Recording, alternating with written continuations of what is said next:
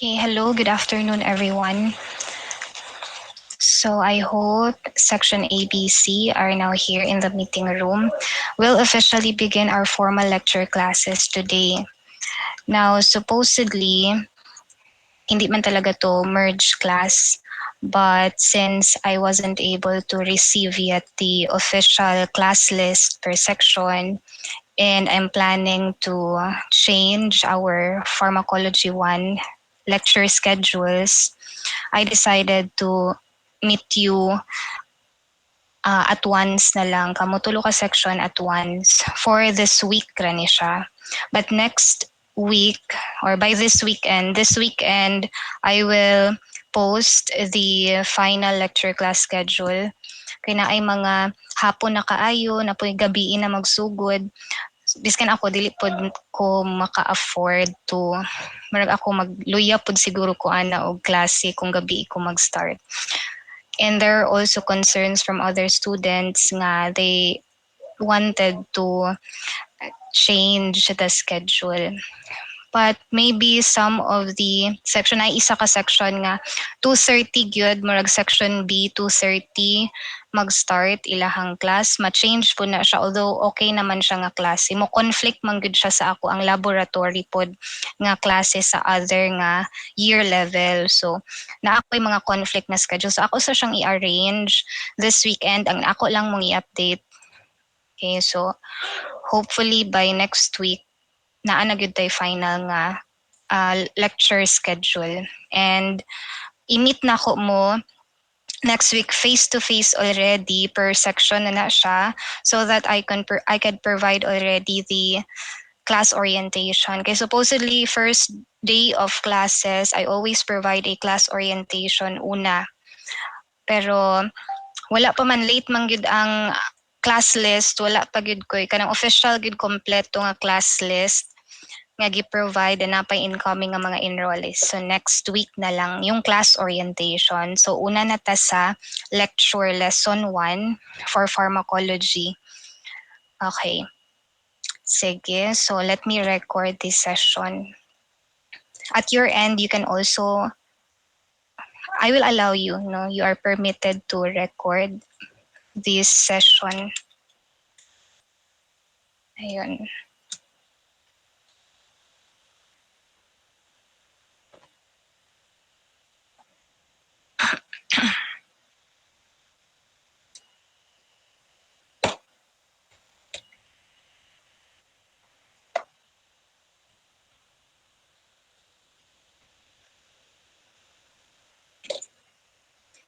I'll wait for the recording nga mag-start gyud siya ha, kay last time I did this, wala man din na record ang whole session.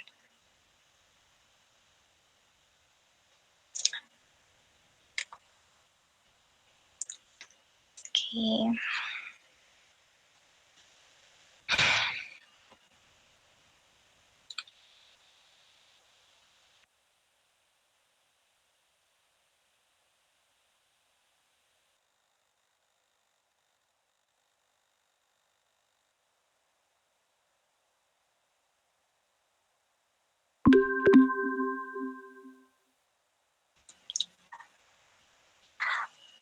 Okay, for our first lesson in pharmacology, we'll begin with the basic principles of pharmacology. Now for this topic, I have decided to divide it into 5 subtopics. We'll start with the definition of terms. So we will be defining pharmacological terms. Then I will also explain to you the different relevant concepts in the study of pharmacology. So dun papasok yung branches of pharmacology. And then followed by the general classification of drugs and the pharmacodynamics principles and the kinetic principles. Now, my goal for this afternoon is to finish the first 3 on the list of topic outline, kasi this is part of the introduction to pharmacology. Okay. So we'll start immediately with the definition. So the definition of terms, all you need to do is understand the description of the terms, or you can have the hints. You don't have to memorize man basta definition. No? You could always answer any objective questions basta definition. So I don't dwell so much time basta definition of terms. Basahan lang na ninyo, then maka-answer lagi mo ng definition. So let's start with pharmacology. Pharmacology term, this comes from the Greek word pharmakon. Susulat ko ha, pharmakon. Pharmakon, Greek word na to, this is also means drugs. So meaning to say, yung pinaka-core, main core of pharmacology is all about drugs. That's why it's there. It is the study. Okay, thank you. Dagundo. Na-stop recording na sad. Mo ni ako ang problema.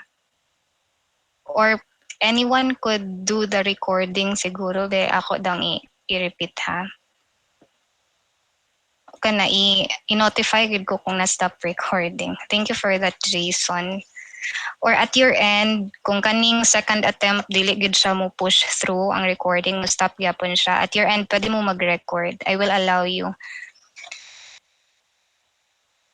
Sige. I'm sure nag-record si Harvey Ramonal. So, ayun na lang kayo. Siya man akong gipangayuan last time og recording that was posted pod sa YouTube channel. Sige. Padayon ta ha. Thank you for that, Jason. Okay, so again, ang pharmacology, it is all about drugs based on the term itself. So it is the study of drugs, particularly it studies the biological, the physiological aspects of drug effects, including the administration, distribution, metabolism, and excretion of the drugs. Also, it covers the adverse effects of the drugs. So that is all about toxicity of the drugs. So toxicity, adverse effects ng drugs. And most especially, it also studies the specific mechanism of action. MOA is mechanism of action of drugs. Ayan. So I repeat, ang pharmacology, it studies the drug effects. The drug's effects, including the ADME. When we say ADME, this covers the kinetic of the drugs. Pharmaco, it covers pharmacokinetic, the kinetic of drugs. If it talks about absorption, that's absorption, distribution, metabolism, excretion. Pharmacokinetic yun. Toxicity naman, so yung toxicology of drugs. Kapag sinabing mechanism of action ng drugs, this covers pharmacodynamics. Pharmacodynamics. Ayan. Okay. So, yung main core talaga ng pharmacology is about drugs, or even the knowledge on the compounding of drugs, the source of drugs, the drug interactions, kana mga properties, physicochemical properties ng drugs, or other nga miscellaneous uses ng drugs that is being tackled in pharmacology.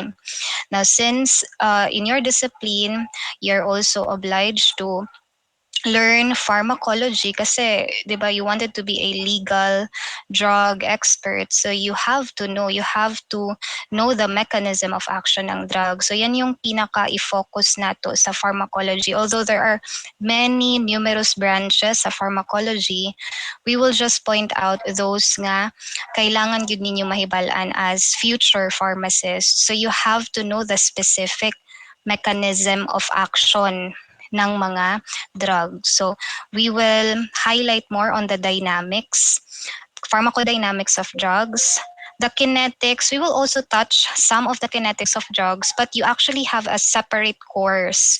Separate course pag third year na ninyo na ay clinical pharmacy and pharmacogenetics. Mas detailed, discuss ang kinetics sa drugs on that course. Okay? Now, Let us define naman this time the core of pharmacology drugs. We have a broad definition of drugs, ang daming definition ng drugs. So one could be, it could be any substance that affects or brings about a biological changes sa living organism. Or it could be any agent, chemical agent that has the ability to alter, to change, to modify the body structure or the functioning, normal functioning of the body. Ayan.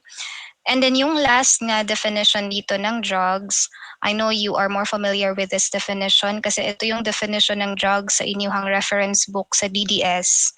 Yung USP definition ng drugs, it could be any article, any agents used in the mitigation, diagnosis, prevention, treatment, and cure of disease in man or other animals. So that's for drugs. Now we also have poison. Poison naman ang isang chemical agent if it already produces harmful effects. If a chemical agent already produces harmful effect, then that is considered poison. And there are a variety. There are a variety of poisons na merong harmful effects. May mga agricultural, industrial poisons. Ang given dito na examples are metallic poisons, arsenic and lead. And these are known poisonous na metals. If you recall, arsenic is said to be poisonous kasi it causes toxicity known as Mees lines. So ito yung toxicity na kinokos ng arsenic as a metal, yung pagkakaroon ng white patches sa fingernails. Yung lead is also a known poisonous metal. Once exposed too much with lead fumes, it could affect different systems sa body. For example, sa CNS, it may cause lead encephalopathy. Lead encephalopathy. Okay? Or kung sa GIT, if you have ingested lead metal, then that could cause constipation. Then sa blood, if it has been absorbed in the systemic circulation, that may cause anemia. And there are other adverse effects na pwedeng i-cause ang lead being a poison, a poisonous metal. Okay, so these are just example. But also take note that any drugs at higher concentration, they could also be a potential poison. At higher concentration of any drugs, pwede sila maging poisonous. Kaya nga commercially available na mga drugs in the market, they only have that specified dosage, naalang specified dosage given to that particular patient. No? So, naagay mga tendency nga kung masubraan ka ana at higher concentration, ma-overdosage ka, it would cause adverse effects, it would be poisonous. Okay? Now, we also have, poison, ayan, a poison that is of biological origin.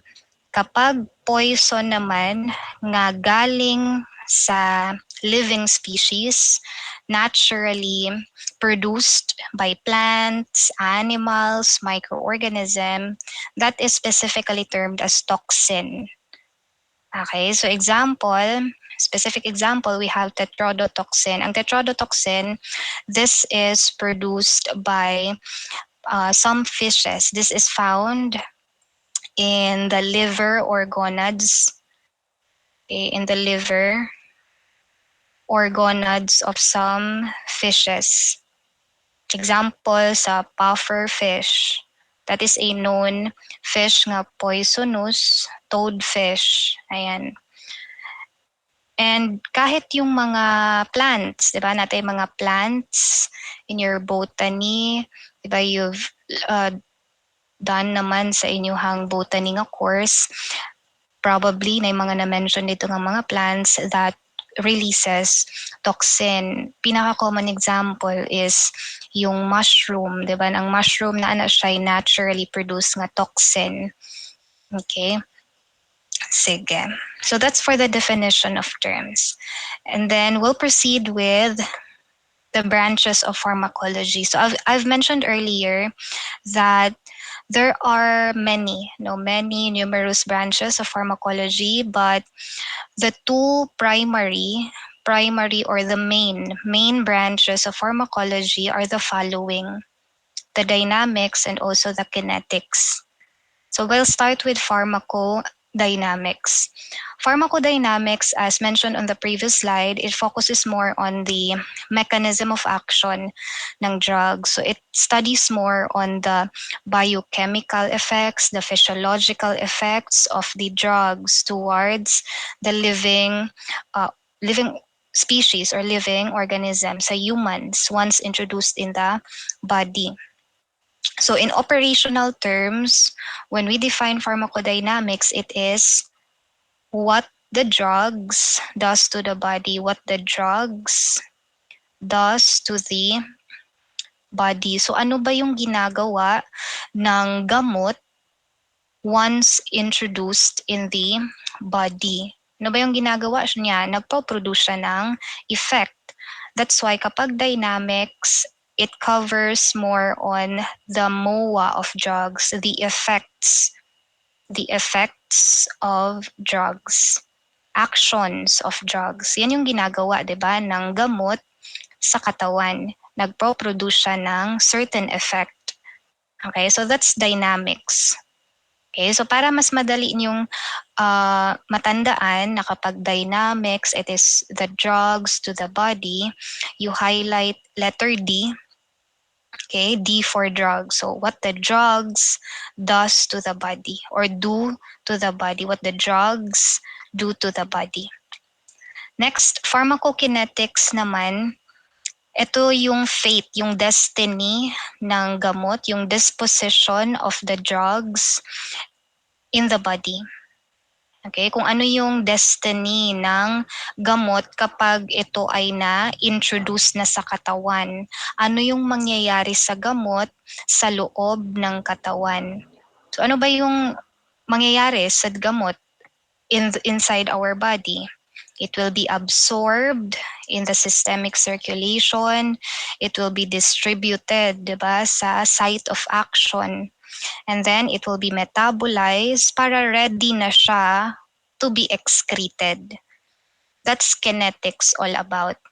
So in operational terms naman, kapag pharmacokinetics, it is what the body does to the drugs. Ano yung ginagawa naman ng katawan natin para ang gamot makapag-produce siya ng effect. So yun, i-absorb siya ng katawan natin, i-distribute siya sa site of action, and finally, i-excrete syempre yung gamot. Okay? So para matandaan, i-highlight nyo yung letter K. Di ba Tagalog ng body, katawan, K, body, katawan, to the drugs. Okay, so meron talagang relationship yung drugs towards the body or vice versa, the body towards the drugs in pharmacology. Kasi para ang gamot, 'di ba? Para ang gamot makapag-produce ng effects ultimately sa katawan, dapat naapoy contribution, naapoy part ang atong katawan nga buhaton. Ia-absorb siya ng katawan, etc., etc. Okay, so kaya ito yung sila ang main or primary branches of pharmacology, the dynamics and the kinetics. Now we also have other branches of pharmacology. Ayan, so I will just point out those nga importante that is also touched in some of your courses. Okay, so example, pharmacotherapeutics. Pharmacotherapeutics is also a branch of pharmacology, which is focusing more on the therapy, on the therapeutics, diba? Therapeutics. So pwede nating kunin yung root word niya, therapy. From the word therapy, yan yung focus ng pharmacotherapeutics, the therapy, the intervention, the treatment, no, of the illness, of the disease, of the condition. So dito papasok yung rational drug use. Rational drug use, meaning to say, kamo as pharmacist, halimbawa, sa pharmacist nga level, when it comes to pharmacotherapeutics, we always make sure that the right uh, the right drug is given with a right dose. Diba? Right drug is given with the right dose at the right patient. Okay? At the right, in the right route of administration. Right route of administration, admin. Right time as well. Dapat given siya at the right time. Okay, right drug with the right dose given to the right patient at the right time, right route of admin. Okay, so that's pharmacotherapeutics. Pharmaceutics naman, you've tackled this in your pharmaceutics DDS sa DDS. So in operational terms naman, ang pharmaceutics, in operational terms, it's what the pharmacist, kindly omit the word drugs. Ayan. What the pharmacists do to the drugs. O, ano ba yung ginagawa ng isang pharmacist or any chemist or mga pharmaceutical maneuvers sa drugs? Diba sila yung more on involved sa compounding of the drug, preparation of drug dosage forms. Diba yan yung focus when you study pharmaceutics, more on the dosage forms of the drugs. And we have different dosage forms ng drugs. May solid, merong liquid, may semi-solid. Kung solid, we have tablets, capsules, semi-solid. Ano example ba ng semi-solid? Gel, ointment, ayan. Then liquid, ang dami. Solution, elixirs, etc. Okay? So you've done no problem with pharmaceutics. Okay, next, we also have pharmacogenetics. So from the word genetics, it is a branch of pharmacology that studies genetic influences on responses to drugs. And we also have a branch of this pharmacogenetics, the pharmacogenomics. So pharmacogenomics naman, it makes use of the genetic information of the individual, of the patient, para guided ang doktor on what would be the best choice, appropriate choice of therapy to be given to that individual patient. Kasi sometimes, di ba, natin mga particular drug that is when given siya sa different patients, different set of individuals, pwedeng magkakaiba yung mga responses nila on that drug, on that therapy.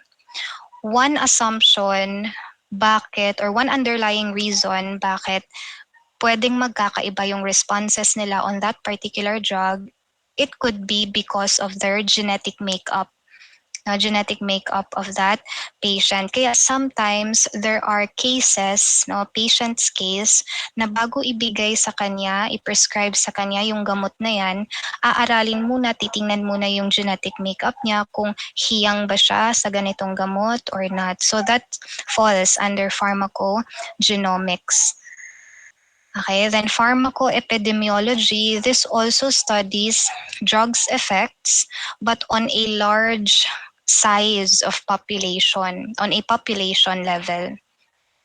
Okay, and then pharmacoeconomics, a branch of health economics which aims to quantify the cost and benefit of drugs that is used therapeutically. So when you weigh the cost and benefit of the drugs. And finally, toxicology. It's more on the adverse effects or the mechanism of toxicity of the drugs. Ayan. So these are the branches of pharmacology, and again there are many more branches of pharmacology. Yung pinoint out ko lang are those nga kanang matouch pod siya sa inyong other courses in pharmacy. Okay? But ang point dito, ang two main branches ng pharmacology, primary branches, we have the dynamics and also the kinetics. Okay? Now, we can also define drugs based on chemistry. No? Kung chemically speaking, drugs could be defined in this way. Pwede sila, chemical substance, particularly, they could be defined as low molecular weight. Low molecular weight chemical substances that they interact to the body to produce an effect. And how will they interact to the body para makapag-produce ng effect? They will target a molecule, a biomolecule in our body. Ano ba halimbawa ng mga macro molecule sa body, di ba? We have proteins. Ayan, proteins, they are the usual targets ng drugs para makapag-produce ng effect sa katawan, proteins. Or pwede din nucleic acids. Nucleic acids, ayan. So by just reading, understanding this statement, we can really say na meron talagang significant relationship yung drugs, no, to the body. No, yung drugs to the body. Yung drugs, it will target the body's macromolecules like proteins, nucleic acid, and in return, yung body naman will absorb that drug, distribute, metabolize, and then finally excreted. Now you tell me, ano ulit yung branch of pharmacology kapag drug to the body? It's okay, very good. It's the Pharmacodynamics. Okay, very good. And then on the other hand, kapag body to the drugs, katawan to the drugs, and that's pharmacokinetic. Okay, very good. Sige. So we're done with the branches of pharmacology. So we'll have the last outlined nga topic nga akong goal na i-finish this afternoon, classification of drugs. Ayan. So we have four general. These are just general classification of drugs. Kasi diba, we have specific way to classify drugs based on their actions, based on their mechanism of action. Ito naman, general lang ito ha. General way to classify drugs. So we have drugs categorized as functional modifiers, replenishers, diagnostic agents, and then meron ding mga chemotherapeutic agents.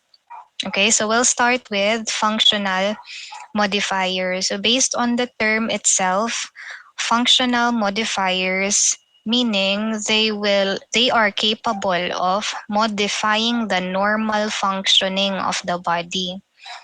So as stated, by definition, these are agents that alter the biochemical activities of the cell in the body. So they modify the function, the normal function of the body. Now we have a lot of examples that could be classified under this category. So I will just point out some examples, although this will be discussed naman in other segments sa atoang topic. Okay? So, example dito, specifically, we have colchicine, omeprazole, and also, NSAIDs. Ayan. These are few examples ng functional modifiers. Now, let's try to understand deeply why these listed examples are classified as functional modifier. Let's start with colchicine. Okay. Now, yung colchicine, to give you an idea, this is the first line agent in the management of gout. In the management of gout. Maybe some of you are familiar with this condition. Gout, yung pagkakaroon ng joint pain. Ayan. So, yan yung gout. Magkaiba yung gout sa arthritis, although parang magkapatid na din sila. But if we try to understand the manifestation sa gout versus arthritis, magkaiba talaga. Kasi pag gout, common manifestation dito, sulat ko common manifestation or kumbaga diagnosis para masasabi natin na may gout ang isang tao, yun ay ang pagtaas ng uric acid, mataas, above normal level, yung uric acid sa plasma serum. So in the blood, mataas, yan yung pinaka-indicator, no? Or indicator or diagnosis nga merong gout ang tao, mataas, above normal yung uric acid in the blood. Another one is nagkakaroon ng movement of inflammatory cells. There is movement of inflammatory cells. Ayan. Now, between these two common manifestation among patients with gout, ang underlying cause kung bakit nagkakaroon ng unsymmetrical pain being felt yung patient, kasi may mga sakit-sakit sa joint areas being felt by the patient kapag gout. Ang reason po bakit meron silang, sulat ko muna, unsymmetrical pain felt by patient during gouty attacks, it is because of this manifestation, okay, or this cause inflammatory cells. It's because of the inflammatory cells. Kaya may pain. No? Bakit unsymmetrical? Because there is movement. No? There is movement of inflammatory cells. Meaning sa unsymmetrical, what is being observed kasi usually kapag gout, paiba-iba, unsymmetrical, paiba-iba yung mga joint areas na masakit or painful na mafe-feel ng patient during attacks ng gout. Okay, so unsymmetrical, it's because of the movement of inflammatory cells. Okay, now, in our body, we have certain proteins that governs or influences movements of different cells. And yun yung mga structural proteins sa katawan. Halimbawa doon is ang tubulin. I repeat, ang tubulin, isa itong structural protein, importante ito for the movement of cells in the body. And since we're talking about here a cell, inflammatory nga lang nga cells, but it's also considered cell, no? So ang nag-govern or nag-i-influence ng movement of that inflammatory cell sa katawan are the tubulin, are the structural proteins tubulin. So yan po yung nangyayari kapag merong gout ang pasyente. Ngayon, of course, kailangan nating i-manage, bigyan ng tamang therapy kapag may ganitong condition ang tao. That's why we have colchicine, no, as an anti-gout nga drug for that. Bakit ba ang colchicine can be used? Bakit siya pwedeng gamitin to treat gout, no? It is because of its mechanism of action. Ano ba yung mechanism of action ng colchicine to manage gouty attacks? Ang ginagawa po ng colchicine, it do this action, depolymerization of tubulin. It will target tubulin. I repeat, this is the specific mechanism of action ng colchicine. It targets tubulin. It targets this protein. Okay? Now, ano ba yung connection niya doon sa gout? Ano yung connection ni tubulin sa gout? Diba? Sabi ko kanina, ang tubulin, importante siya for the movement of inflammatory cells. Therefore, with this mechanism of action ng colchicine, by inhibiting or depolymerizing the polymerization of tubulin, mapipigilan din niya ultimately yung movement ng inflammatory cells. Kaya pwede siya na gamot for gout. Okay? Kasi one of the manifestation, di ba, ng gout is there is movement of inflammatory cells, and swak naman yung action ng colchicine. Tina-target niya si tubulin na nagkukos ng movement of inflammatory cells. Kaya, we could classify colchicine as functional modifier. Ano ba yung ginawa ni colchicine?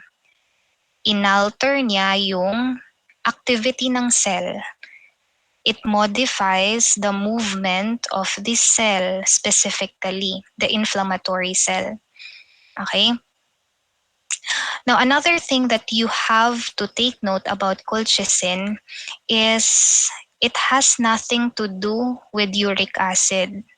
Diba, uric acid is one of the main indicator nga ang pasyente merong gout, mataas ang uric acid. Pero kung i-analyze mo yung MOA, mechanism of action ng colchicine, wala naman siyang activity towards lowering uric acid. So we cannot consider colchicine as hypouricemic acid. Ibig sabihin, hindi natin siya mako-consider na merong activity to lower uric acid. Okay, so I hope you understand that. It's because of the MOA of colchicine.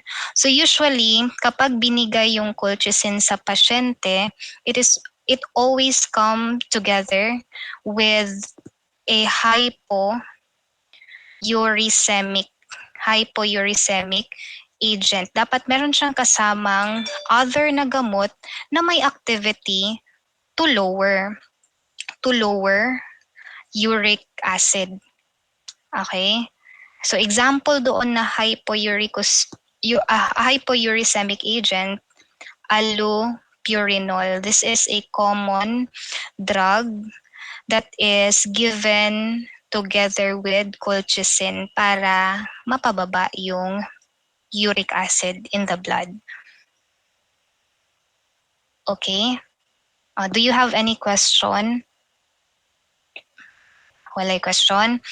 So I hope you understand why colchicine is classified as functional modifier kasi it's because of its MOA. MOA niya, it alters the activity of the cell. Another example, we have omeprazole. Omeprazole is also a good example of drug that modifies normal functioning of the body. Any idea para saan yung omeprazole? O ano yung I'm sure may isa sa inyo dito, 2, 3 na nakatake na ng omeprazole. Anybody? Okay, very good. For hyperacidity, yes. Particularly, it is classified, diba, as proton pump inhibitor. It is a proton pump inhibitor. When you talk about proton pump inhibitor, yes, tama yun, Crazel, used for the management of hyperacidity. Okay? Usually, ginagamit ito for the management of hyperacidity, pagtaas ng stomach acid, okay, level. Okay? Now, let us try to understand bakit ang omeprazole, ang mga PPIs can be classified as a functional modifier, no?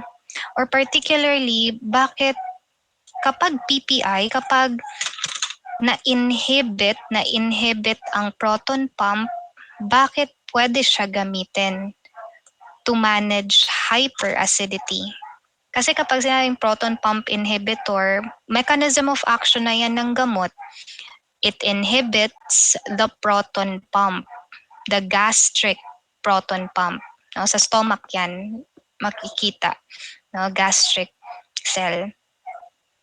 So ang question ngayon, bakit kaya upon inhibiting the gastric proton pump, it can be used to manage hyperacidity?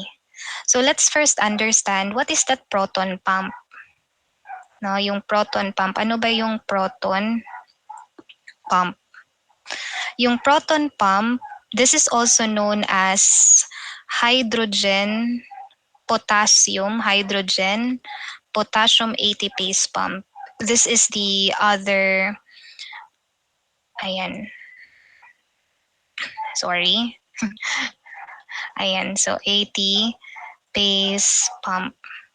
I repeat, ang proton pump, wala pang inhibitor ha, nga word. Yung proton pump lang, yung gastric proton pump sa katawan, it is also known as hydrogen potassium ATPase pump.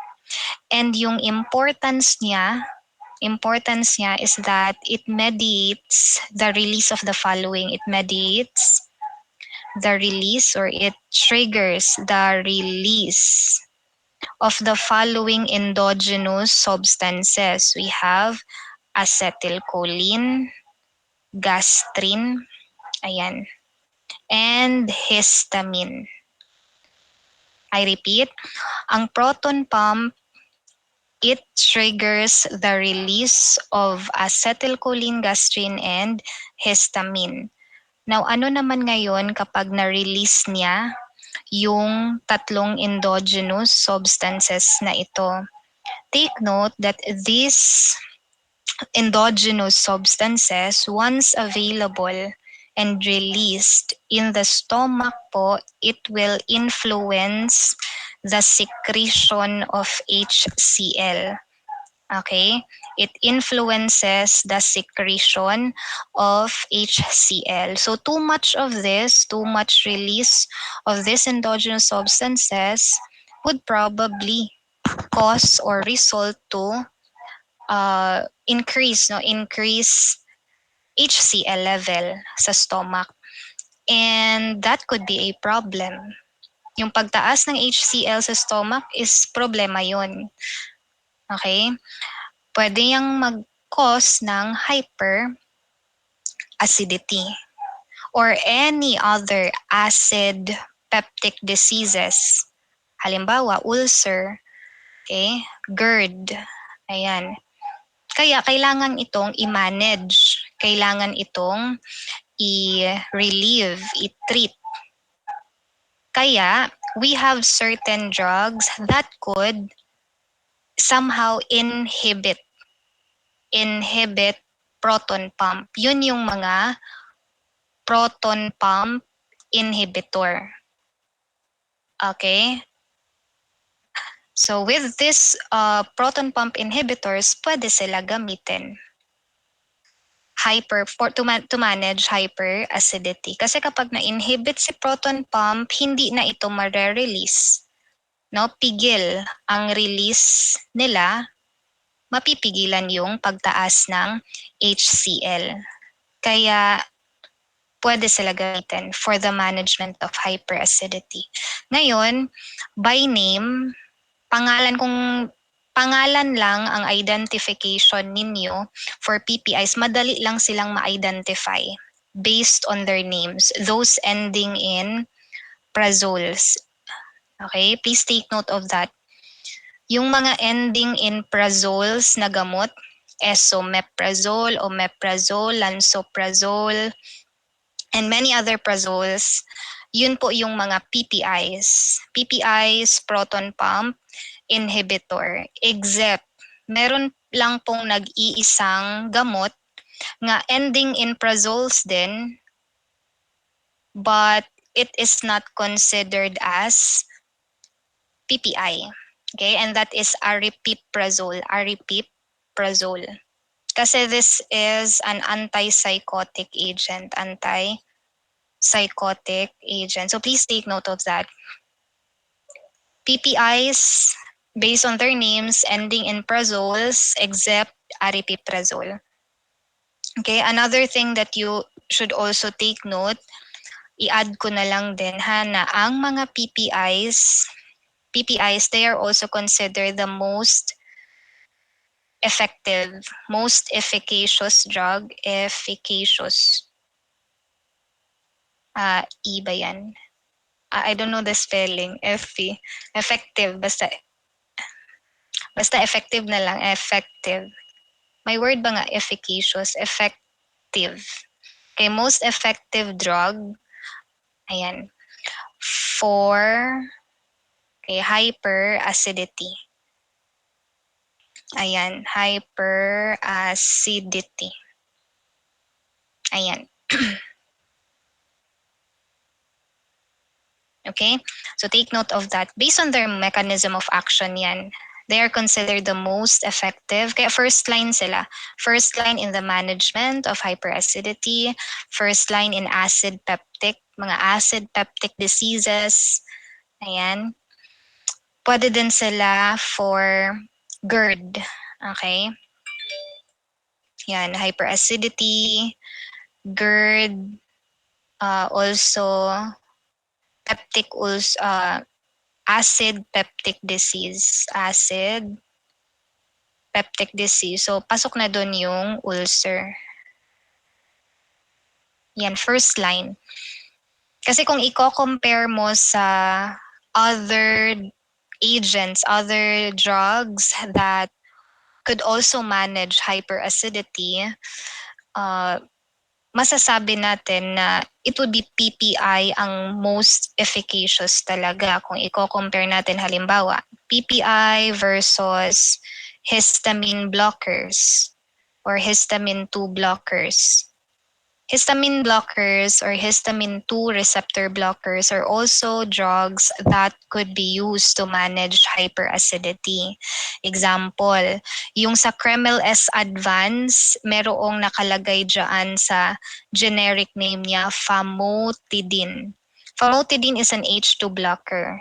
Kaya ang Kreml S Advance, somehow, it could manage hyperacidity because of this H2 blocker. Okay? Others are cimetidine, and ranitidine. Ayan.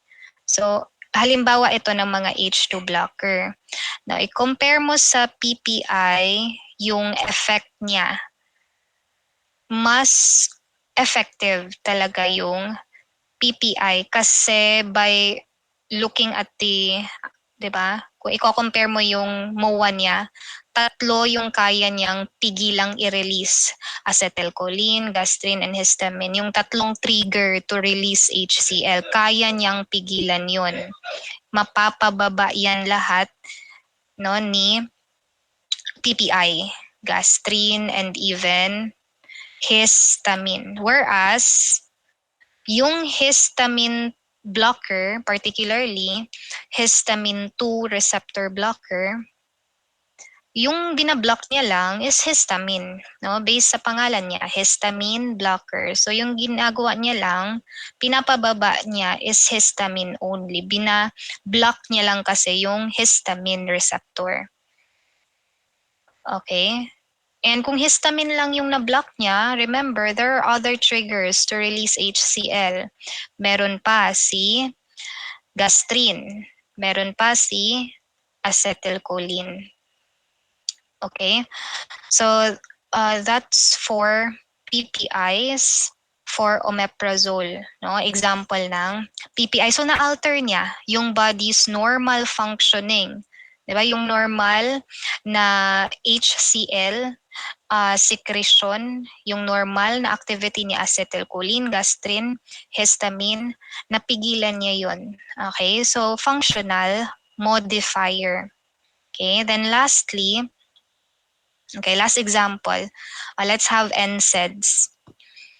Okay, I know you know this classification of drugs. NSAIDs, yung mechanism of action nila, ayan, mechanism of action, they inhibit, okay, very good. They inhibit cyclooxygenase enzyme. Okay? So I repeat, ang NSAIDs, they inhibit cyclooxygenase. Okay, ngayon, ano ba yung importance ng cyclooxygenase? I believe you know this enzyme. Na-discuss actually ito sa biochemistry under lipids. Last part ng lipids under steroids. Na-discuss yung arachidonic acid pathway. Doon papasok yung cyclooxygenase. Okay? So yung importance ng cyclooxygenase, okay? Cyclooxygenase enzyme, o dito ko na lang ilagay. Yung pathway na agad, ha? Itong cyclooxygenase enzyme, importante yan to metabolize arachidonic acid. It is important to metabolize arachidonic acid in order to produce the eicosanoid nga prostaglandins. So meaning to say, with COX enzyme, pwedeng ma-produce ang prostaglandin. Saan galing yung prostaglandin? Metabolism of arachidonic acid. So isa siyang metabolite ng arachidonic acid kapag ito ay na-metabolize. Okay. Now just a recall information na sa arachidonic acid. This is a fatty acid, ha. Ang arachidonic acid is a fatty acid. And yung main source niya are phospholipids. Ang main source ng fatty acid, of course, galing siya sa hydrolyzable nga lipid. And phospholipid is an example of hydrolyzable lipid. And with the action of phospholipase A2 nga enzyme, arachidonic acid will be formed. Kapag nabuo ang arachidonic acid, yung always fate niya, it will always be metabolized. Yan talaga yung fate ng arachidonic acid. Dapat siyang ma-metabolize, and dalawa yung metabolic pathway na pwedeng daanan ng arachidonic acid. Pwedeng COX pathway using cyclooxygenase enzyme, or the other pathway is the LOX pathway, or this is also lipoxygenase enzyme. And under lipoxygenase enzyme, yung mabubuong eicosanoids are the leukotrienes. And leukotrienes, once available in the body, ang resulta or ang action nito, leukotrienes, bronchoconstriction. Now let's go back to prostaglandin. Okay, kasi ito yung marerelate natin under NSAIDs. Okay, so ang prostaglandin ulit, nabuo siya, okay, with the COX enzyme upon metabolism of arachidonic acid. Ano ba yung importance ng prostaglandins? In our body, there are different types of prostaglandins na pwedeng mabuo. May mga prostaglandins, very important for cell activity, normal cell activity. Halimbawa, may mga prostaglandins sa katawan, very important for cytoprotection. Meaning to say, importante ito to thicken the lining of the stomach.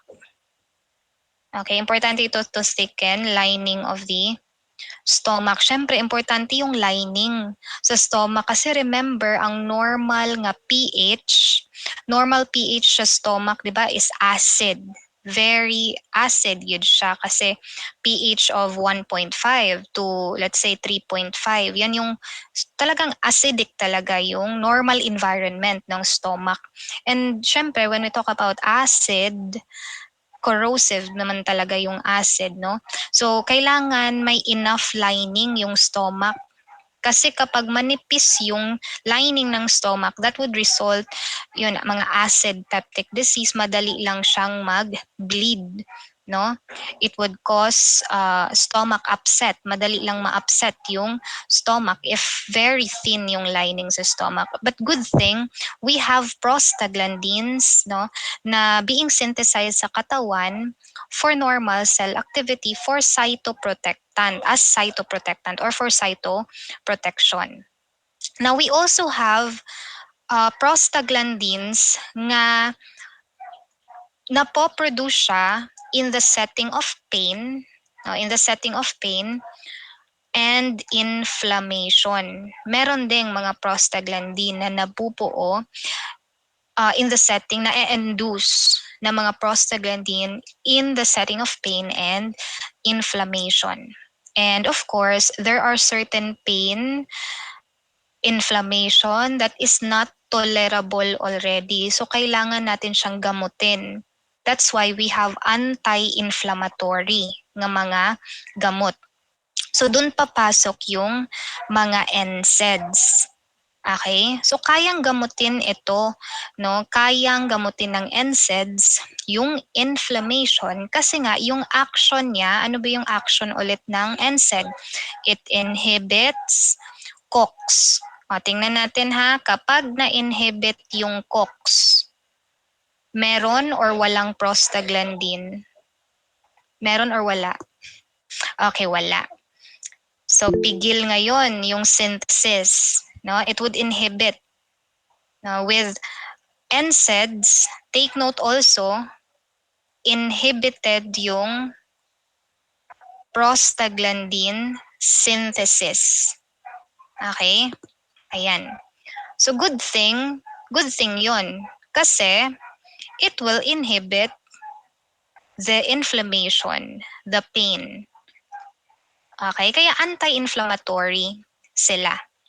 Non-steroidal anti-inflammatory drugs. However, there is a disadvantage, no, sa paggamit ng NSAIDs if it is not taken correctly. Kasi remember, meron din tayong mga prostaglandin, 'di ba, nga importante for normal functioning. Yung cytoprotectant na mga prostaglandin, importante yon to thicken lining of the stomach. Ngayon, napipigilan yung synthesis ng mga prostaglandin, importante for cytoprotection with NSAIDs. Okay? Yan lang naman yung disadvantage ng NSAIDs. But the remedy here, meron naman siyang remedy. Remedy is to always take good siya. No? Most of the time, tinitake talaga yung NSAIDs take NSAIDs after meals. Dapat not empty yung stomach mo when you take NSAIDs. That is the usual counseling, no, na sinasabi ng doktor, okay, or other na mga pharmacist to those consumers na bumibili ng NSAIDs. Okay, so I hope when you take NSAIDs, take note of this nga after meals dapat nyo i-take yung NSAIDs. Kasi with meals, kapag kumain tayo, di ba, somehow, it will weaken the stomach acidity. It would weaken the stomach acidity, so it would somehow minimize the risk of stomach upset kung magte-take na tayo ng NSAID after meal. Okay, so yan yung tatandaan nyo with NSAID. So, ganun din yung ginawa niya, functional modifier. minomodify niya yung normal na function ng COX, yung pag-produce ng prostaglandin, na pigilan yun. Okay? So that's for NSAID and many other drugs na classified as functional modifier. Okay? Sige. So that's for functional modifier. Then for the second general classification, we also have replenishers. So from the term itself, i-replenish, meaning supplyan kung nagkulang, no? So ito naman yung mga endogenous substances, exogenous substances na binibigay sa patient kapag ang mga endogenous substances are lacking or insufficient. Okay, so ito yung mga gamot na nagsosupply sa lacking or insufficient amount of endogenous substances. So example, electrolytes. Halimbawa, mababa yung potassium sa katawan ng tao, then you can replenish that by taking potassium supplements. No? Mababa yung sodium sa katawan, pwede tayong magbigay din ng sodium supplements. Okay, mababa yung calcium sa katawan, pwedeng ma-replenish yan using electrolytes replenisher. Diba? Meron tayong tinatawag na mga electrolytes replenisher. Okay? And then we also have vitamins. Yung mga vitamins, they are also considered minerals that are required to be taken in our body para enough yung work natin, yung functioning ng katawan. Okay? So example, mahina yung immune system natin, then we can take vitamin C to boost our immune system. Mababa yung iron sa katawan, then we have ferrous sulfate to replenish that para bumalik yung redness no ng tugo. Kasi importante 'di ba yung iron for hemoglobin. Okay? And then insulin, pwede din yan as replenisher, ang insulin. Halimbawa, yung problema, if the problem is diabetes mellitus. Okay? Sa diabetes mellitus, di ba, ito yung pagtaas ng sugar level in the blood. So that's hyper. Okay, hyperglycemia. Hyperglycemia. Okay? So the reason why there is increase or above normal levels of blood sugar, it could be because of insufficient insulin in the body.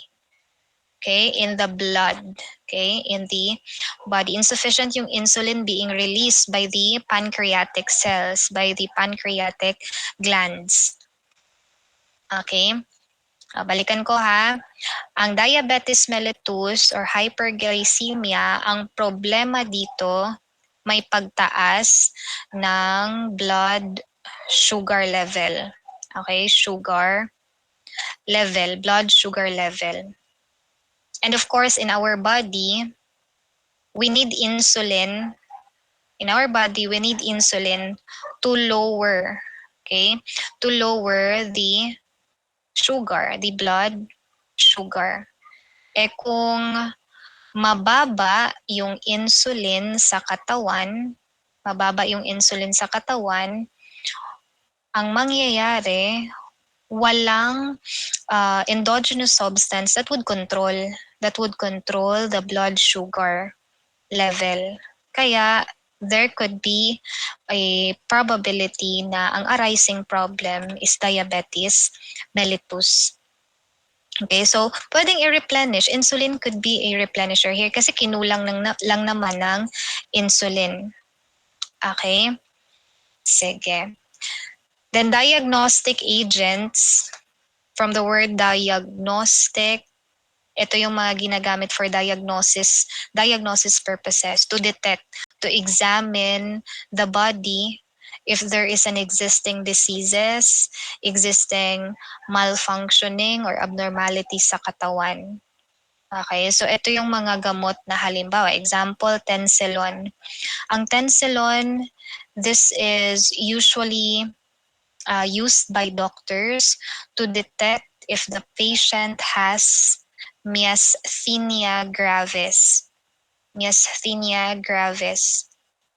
Okay, so ang point lang dito is ginagamit itong mga substances na to diagnose, to detect if meron ba siyang ganitong existing condition, existing na disease. So ang tenselon ginagamit to detect if ang pasyente merong muscle weakness. Yung myasthenia gravis, muscle weakness yan, autoimmune na disease. Yung technetium 99M, sestamibi. Sestamibi, ano lang po yan, parang abbreviation or shortened shortened term ng chemical name. That's actually, hindi ko na isusulat, mahaba kasi. That's sesta-methyl isobutyl isonitrile. So, pangalan lang siya, chemical name lang siya na gi-shorten. Okay? Yung 99 dyan, it has something to do with the molecular weight, the atomic mass of technetium. Okay, it's 99. Yung atomic mass niya. Ito naman, ginagamit ito to detect if there is an existing coronary artery disease, yung pasyente, coronary artery disease, yung patient. Yung thallium 201, ginagamit naman ito to detect if the patient not problem, dili problem iyang ginadetect ani, but iyang ginadetect is the blood supply of the heart. Kung kumusta yung blood supply ng puso. Okay, blood supply ng heart. Okay, so it tells more on information about the heart's blood supply. Yung dobutamine tsaka disopyramide, nagde-detect din sila ng functioning ng heart. Particularly, this is used as a stress test. Kumbaga, nag-e-induce siya ng stress sa heart. Parang pinapalakas niya yung tibok ng puso para ma-test ba kung how is the functioning of the heart. Yung dobutamine, disopyramide, nagkukos sila ng tachycardia, pinapalakas yung tibok ng puso. Okay, so para siyang stress test, gina-assess lang ba for assessment purposes kung how's your heart's functioning. Okay, so that's it. For examples na yan for diagnostic agents. And then lastly, chemotherapeutic agents. By definition, chemotherapy, ito yung mga agents that inhibits the growth or that kills cells that are considered foreign in the body. Example, antibacterials, anti-infectives, ayan, mga anti-cancer agents, anti-neoplastic agents. So yun yung under sa chemotherapeutic agents. Okay. Then this will be the last slide for this afternoon.